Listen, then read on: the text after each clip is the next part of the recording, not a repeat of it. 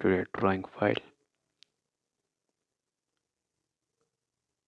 So to convert this, go to Google Chrome browser and just search for PDF to DWG file converter. Then click on the first link, that is Carsoft Tools website, which is authentic to convert your PDF files to drawing files with great resolution. And open the file needed for conversion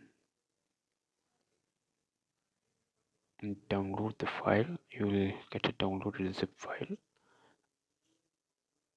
From there you can just open the converted file in your AutoCAD application, and then there will be dialogue saying that you can only view this drawing in read-only mode, so ignore that and just copy the file, a converted PDF file, the figure present in it, into a new file so that you can make any further changes to the figure. And just copy it using the clipboard option present in the home bar on the right side.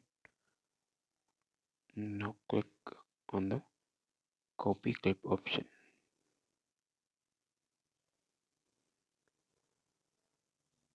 Now you can just paste it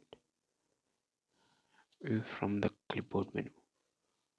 Paste it and rotate the figure as per your requirements and make any changes and save to the layout.